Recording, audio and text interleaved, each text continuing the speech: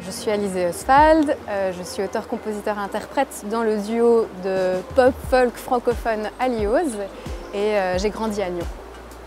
Alors je suis arrivée ici à l'âge de 6 ans avec mes parents et puis comme tout le monde, je suis allée à l'école et puis assez vite j'ai toujours fait du théâtre, de la musique, du cirque à l'Elastic Theatre qui est de Nyon aussi.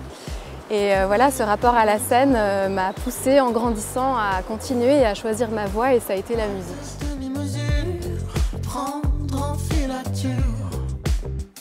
Je suis très attachée à la ville, maintenant j'habite entre Genève et Paris, mais j'ai toujours du plaisir à revenir ici, je me sens, je sais pas, c'est vraiment la maison quoi, je me sens bien, j'ai beaucoup de membres de ma famille qui sont ici encore, notamment ma mère, en partie mes frères. Donc quand je reviens là, c'est vraiment comme un refuge, un peu comme cet endroit que j'ai choisi, ce sentier du Boiron, parce que je venais là petite, je venais promener mes chiens là, jouer là, respirer ici quoi, c'est vraiment un poumon. Alors c'est vrai que moi je suis quand même très nature, j'ai besoin d'eau déjà. Je m'appelle Alizée parce que mon père est en partie navigateur et c'est le nom d'un vent. Donc j'ai besoin d'être près d'une source d'eau, c'est là où je me sens le mieux. Et d'ailleurs je me rends compte, surtout dans l'album précédent, que l'eau, le vent, la tempête, même l'album d'avant qui s'appelait Le vent a tourné, c'est des éléments qui sont beaucoup là et pour le coup c'est plus, peut-être ça représente plus un côté mélancolique et parfois colérique, comme la tempête, que quelque chose de fleur bleue. Comme des gangsters sur le siège arrière. Pour le coup, on va reprendre le bleu et l'eau. Moi, je suis plutôt aquatique. Et Xavier, c'est vraiment le feu, quoi. Et je pense qu'à ce niveau-là, dans notre duo, ça fonctionne très bien. Même sur scène, on nous dit souvent, le public nous dit souvent que j'ai quelque chose d'assez gracieux et d'assez doux. Puis Xavier, il a un truc un peu énergique, comme ça, il est beaucoup plus énervé sur scène. Et après, au niveau de l'écriture aussi, il est peut-être un petit peu plus texte. Moi, je suis un peu plus musique, même si on fait tout un peu les deux. Et dans notre façon de gérer notre carrière, ça fait quand même plus de 10 ans maintenant qu'on fait ça, on a chacun nos atouts, nos défauts et ils sont très complémentaires. Donc je suis vraiment contente d'avoir trouvé ici à Nyon d'ailleurs mon binôme pour la musique et la vie. Je crois qu'on vit le même orage. Je devais avoir 16 ans, donc ça remonte un peu, même si on a une bonne crème jeunesse. Et en fait, les ateliers du Funambule ont été montés par Eliane Dambre au bord du lac à Nyon. Et c'est des ateliers qui étaient destinés pour une catégorie interprète et une autre catégorie auteur, compositeur, interprète. C'était des jeunes auteurs, compositeurs, interprètes et puis aussi des interprètes qui se réunissaient plusieurs soirs par semaine. On avait des ateliers d'écriture, on avait des ateliers d'expression scénique, on avait des ateliers, il y avait même des fois de la danse, des cours de chant.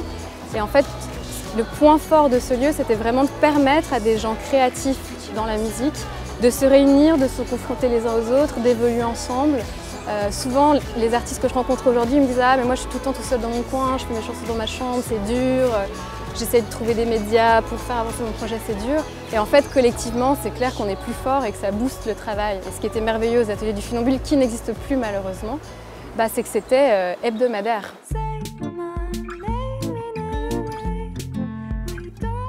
De nouveau un lieu, alors pour le coup un peu plus citadin, qui est vraiment à côté du château à Nyon. Juste avant de descendre, en fait, il y a ces escaliers médiévaux, je ne sais pas comment faut dire, pour descendre dans la vieille ville à Rives. Et là, je trouve que la vue, elle est juste époustouflante parce qu'on a tous ces vieux toits, le lac. Suivant l'heure où vous y allez, il y a toujours des couleurs absolument incroyables.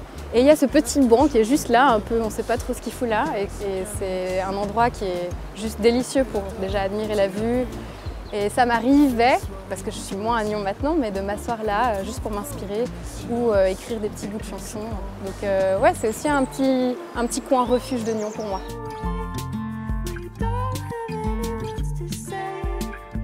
Je me sens rassurée, je me sens vraiment chez moi en fait quand je suis là.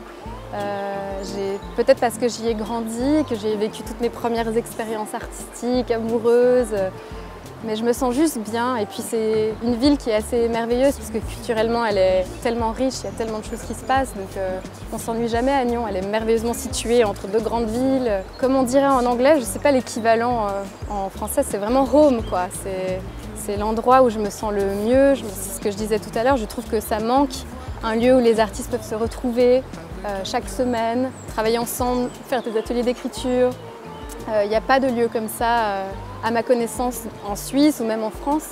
Il y a des ateliers qui sont donnés, qui sont sur 1 ou 2 semaines, mais un vrai lieu pour les auteurs-compositeurs, il n'y a pas. Et comme Nyon est une ville tellement forte culturellement, il y a déjà tellement de choses, de festivals, que ce soit dans le cinéma, que ce soit le cirque, que ce soit... Je me dis, en fait, il manque plus que ça. Et il y avait cette richesse il y a quelques années. Donc j'espère, et peut-être que j'y participerai d'une façon ou d'une autre, mais dans mes futurs jours, j'aurai plaisir à aider à pouvoir construire quelque chose de nouveau. Parce que je suis vraiment attachée à cette ville, que voilà, il y a mes neveux qui grandissent, ma mère, etc. Donc, et puis artistiquement, je suis vraiment fière de cette ville, de la façon dont elle porte ses artistes. Je veux dire, même si je regarde mon parcours, chaque petit lieu culturel à Lyon m'a donné ma chance au bon moment, que ce soit l'usine à gaz où j'ai fait mes premiers pas, que ce soit la Parenthèse qui font un travail merveilleux, qui font venir des artistes de dingue, que ce soit, on parlait du Funambule, le Paléo qu'on a déjà eu l'occasion de faire 2 fois. Évidemment, le prochain step, c'est vraiment de faire une grande scène à Paléo. Donc, et ils donnent cette chance à leurs artistes. Donc, ouais, je suis vraiment fière de ce rapport culturel que la ville a et j'espère y contribuer le plus longtemps possible.